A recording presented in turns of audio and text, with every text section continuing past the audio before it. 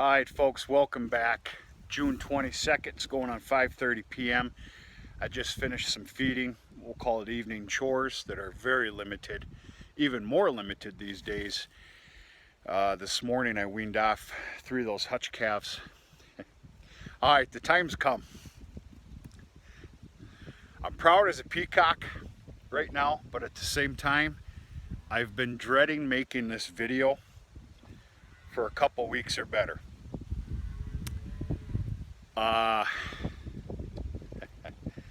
Where I don't even know how to begin this. Yeah, whatever. Some wide rows right there. We got to have a little talk. Let me just make it very clear that someone with a embarrassment problem or something to hide probably wouldn't show you this video. And I get it. I understand it. That's not me though. I've been sharing everything with you. I'm going to share it with you this. God damn. So, all right. We're going to talk about this. And this. And this. And it goes on. There's a story behind it.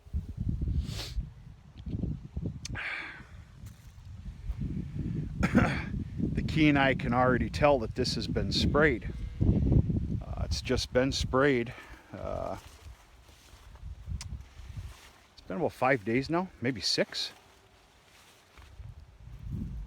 I am actually very interested to know why the hell this is here. I think there's been some misses. In fact, there's no thinking about it. It's guaranteed. Alright, so first things first, I want you to take a healthy look at this corn. I want you to understand I'm in the Upper Peninsula of Michigan. Excuses be damned, but that kind of means a lot. I am tickled pink overjoyed with what I'm seeing here. Unbelievable. It's common law for us and for a lot of other people around me. You know the saying, knee high by 4th of July. This stuff was knee high many, many, many, many days ago.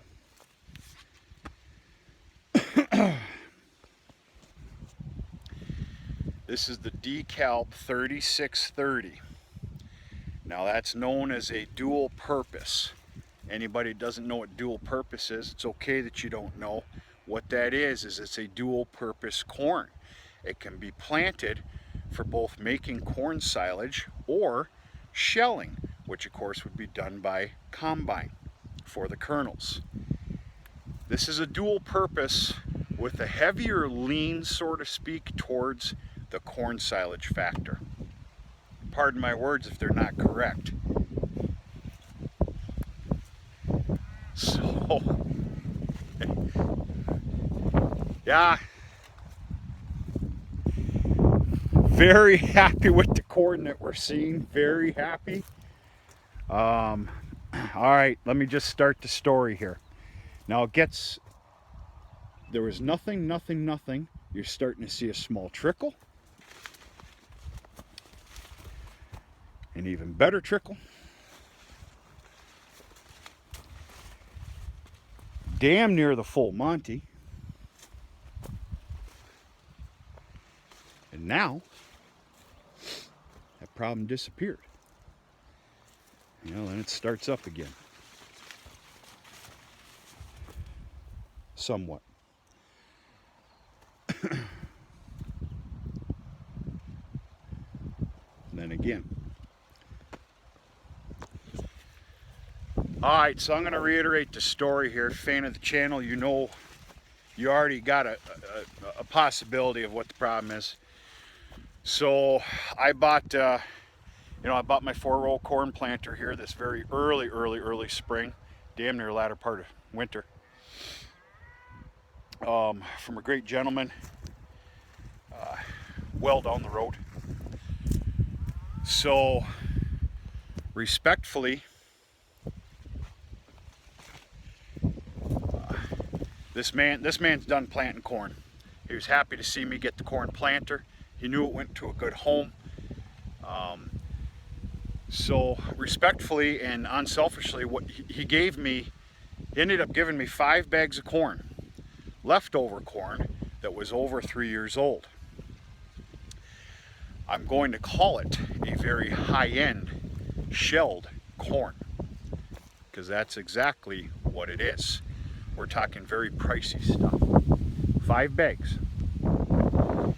And I mean, I got the warnings, I did the research, I talked to the mill, and the simple answer is do a germination test on it.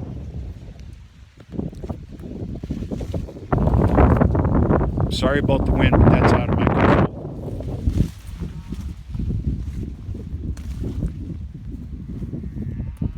Of course, we got some deer damage right here. A significant amount of deer damage on the very north line. Comes with the territory, and it happens every year. And we had a row skip here of spray Roundup.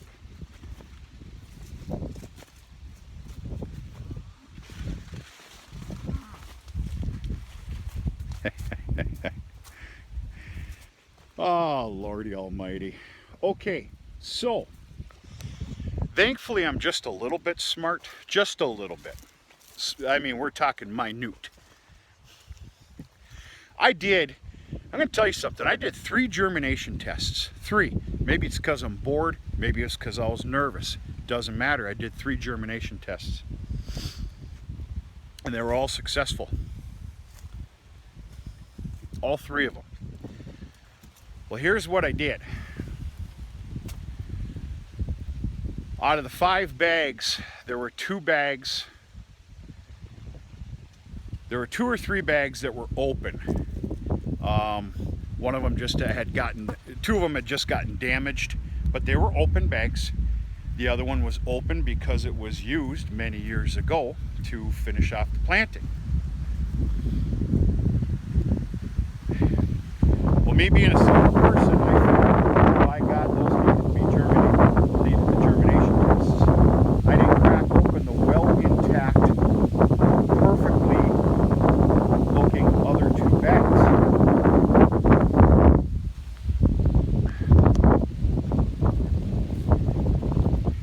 I reserved hopper number 3, as I call it. Whether my numbers are off or not, I don't care. Hopper number 3, fully and solely for the Give Me seed corn, just in case. And boy, am I glad I did. That's the only reason I might look a little smart right now. Otherwise, I know I don't. That's fine, I don't care. I'm still very proud of what's here. Well, I started off with the bags that were fully and beautifully intact and unopened. And those were the problems. The missed rows you're seeing here is from the full bag. I topped off the hopper with an opened bag. And as you can see, as we keep going around and around and around the field, you're starting to see it trickle in. 4. Here's another row. 1, 2, 3, 4. Another one. 1, 2, 3, 4.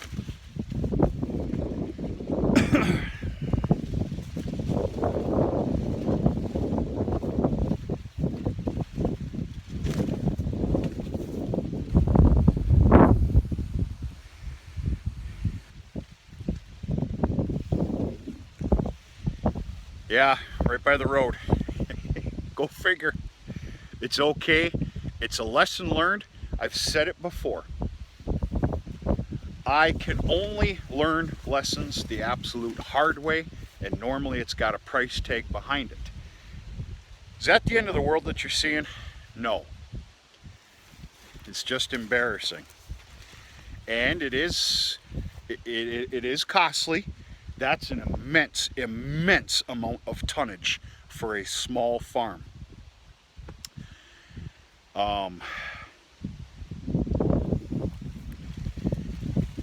It's not the end of the world, and it was a fantastic lesson learned. Germination tests on old corn be damned. In this case, 3-4 years old. You don't use it. Those are my simple words. My hope and goal here is this prompts somebody not to do as I did. Yeah, forewarning. And it's okay. I did my part. I just had a little bit of crazy, stupid luck. Bad luck, excuse me. The full intact bags were actually tainted. The ones that were open all passed to germination.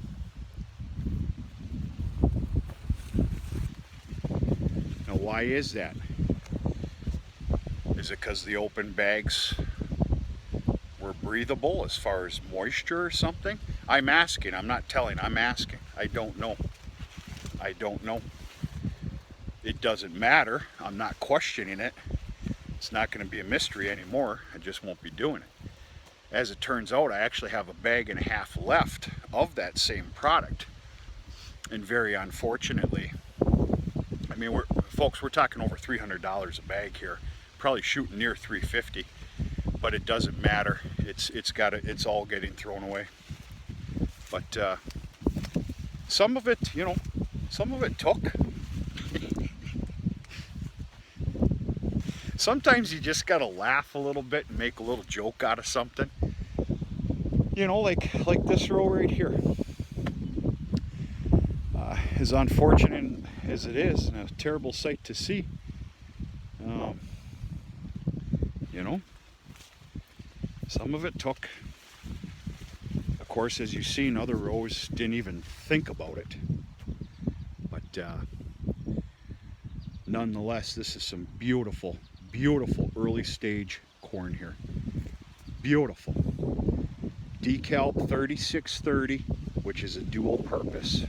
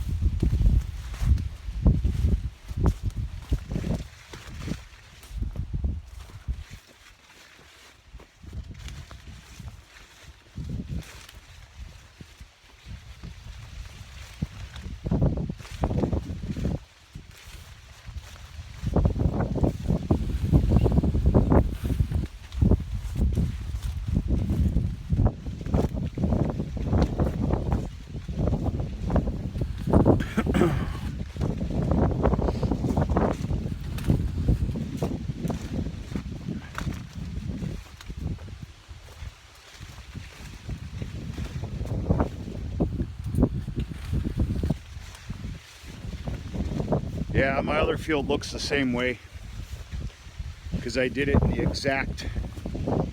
exact same regimen.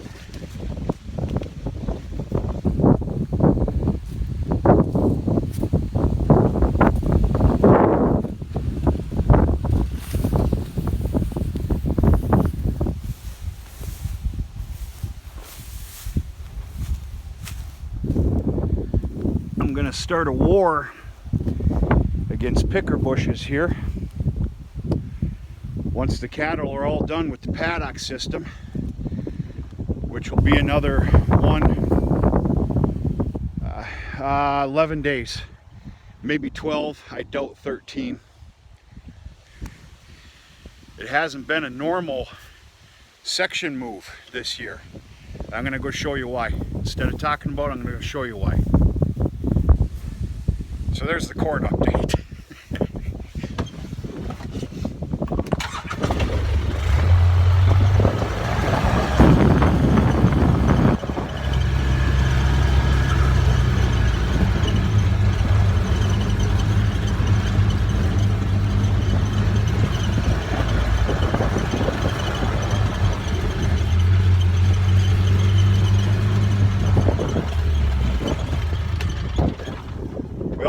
enough to eat around here?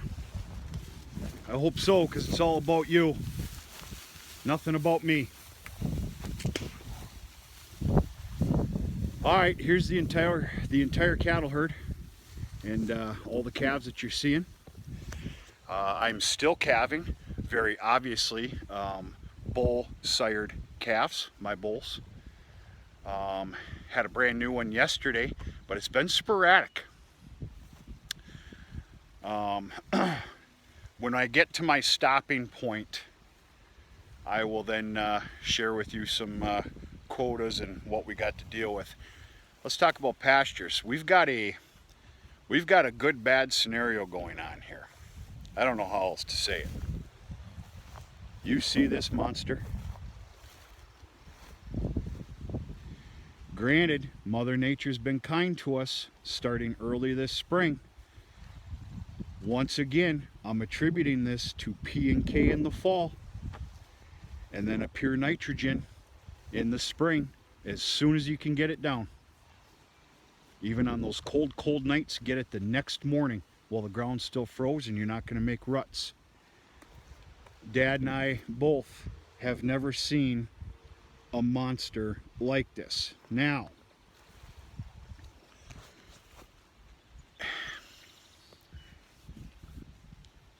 that's a good problem to have. There's days I'm only moving this temporary portable fence, whatever you want to call it, 2 posts. Because you have to, because otherwise you're looking at some damage, so to speak.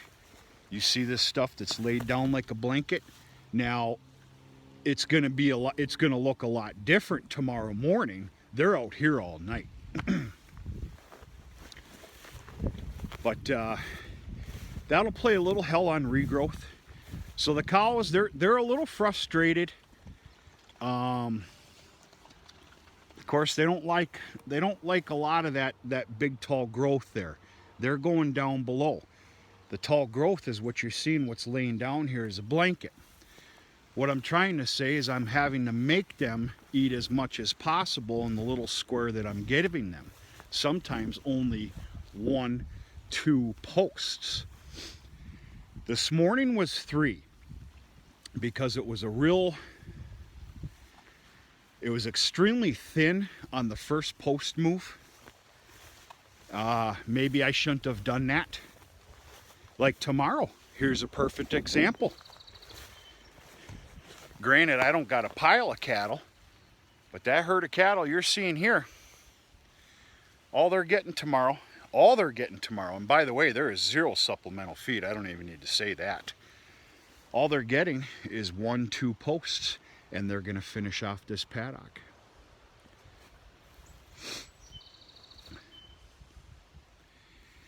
The goal and key here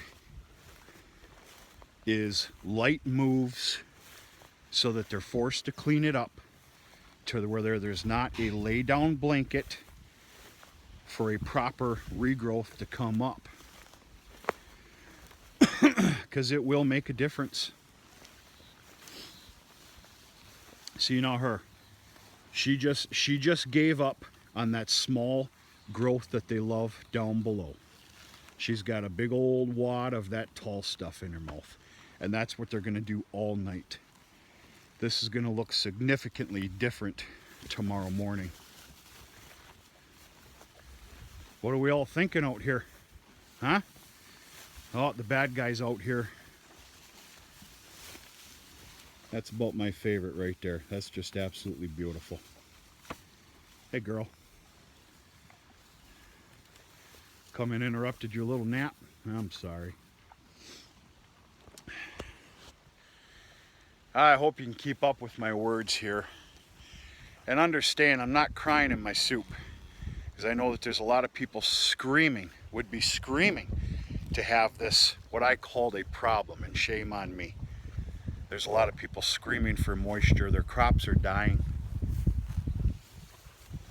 So I'm really watching my words here and not complaining. Because it comes down to it, there's not a damn thing to complain about. That's what it really comes down to. I'm looking for mini-me. A calf I had yesterday morning, which come out of a heifer, which of course I'm really happy about how small she was. I gotta tell you, it's kind of a sight to be seen. She's small. Red tags are heifers, purple tags are bulls. Born bull calves, staying intact bulls.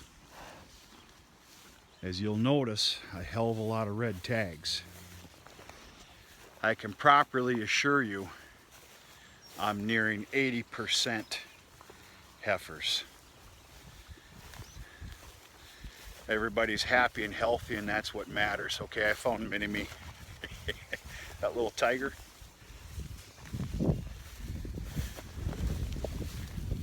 You little tiger, get on over here. Everybody wants to look at you.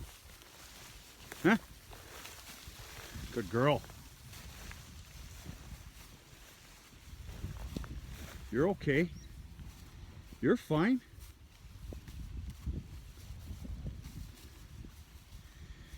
Of course, you see the numbers there, folks. 1136 and then 1167. There's 31 calves, heifer calves, in between them. So don't be mistaken for some of you that, you know, can't judge, and I'm being respectful about that. That's an early born heifer right there. That one was just born yesterday. You might even be able to tell here, this is where the fence was this morning that they had all day yesterday. This is new.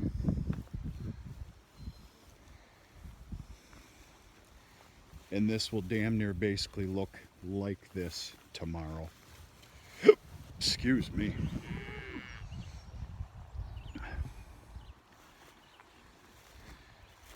Oh my, we got a couple of steers here. What a sight to see.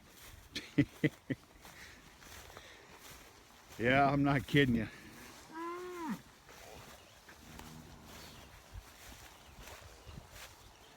We got a little ways to go. I can assure you she didn't calf yet, because I don't have that documented.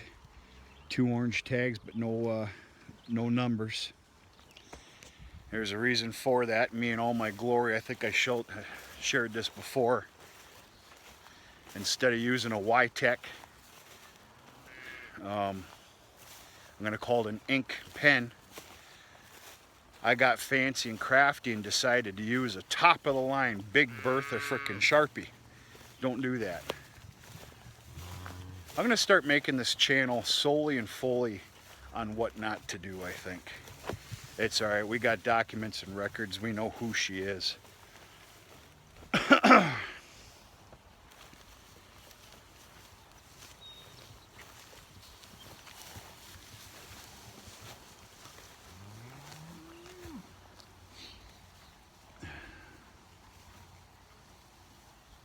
Yeah.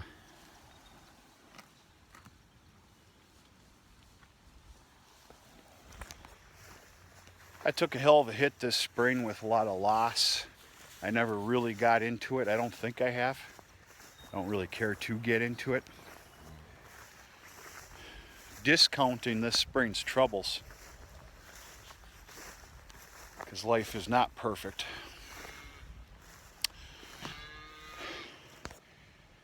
Best case scenario, 12 more calves. I see 10 more. Of course, this is without me having my paperwork in front of me. I see 10 more. I'll be happy. I'll be happy. Speaking of all that business, we're going to start AIing next week. Next week, Mom and Dad took off for a week. You know, they're fully retired. You know, of course, Dad's over all the time, but which, you know, thank God. They took off to the Dakotas and some little bit of business in not business, you know what I mean, in Nebraska. They had some people they wanted to catch up with and see, and then they wanted to take in some sites. I don't exactly know what their details included in on their trip, but they left this morning. They're gone for a week.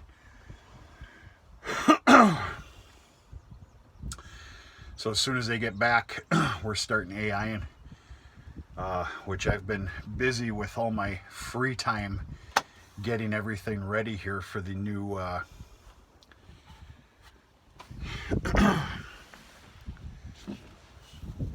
chute headlock that I failed getting in this spring because just busy. I wish I would have taken a little bit of time though, because I'm in kind of a mad rush now. But I got a full week. I figure a couple few hours every day reserved, even if it's nearing dark, which I don't give a damn about. It'll be proper and in order, ready to go in a week for AI, which differs quite a bit from the schedule I originally wanted to start this year. I originally wanted to start AIing June 10th, especially for some, I'm going to call them for some specialty bulls. If anybody's even still watching, going on 27 minutes here. We'll do a separate video tomorrow at the corral system. I'll show you what I'm talking about. I'll get more in depth with AI and the program that we're going to keep this year. Program we're going to start, I should say. So that's it. You seen the corn. Let the comments fly. I don't care. I don't care at all. I put my own corn in this year, and you can't take that honor away from me. I feel fantastic about it, with the exception of some of those rows that don't exist. Corn planter was flawless. Of course, it was the seed. Period. End of story. And the condition of this corn right now is something we haven't seen for some time. Don't get me wrong, we have our years where we have one hell of a corn crop, but this is fantastic. Fantastic. I need to check the rest of these dirty pigs here, and I need to get back to work on the corral. And I got a couple other things to tie up. So I hope everybody's doing okay. Happy Tuesday to you. We're going to talk sooner than later.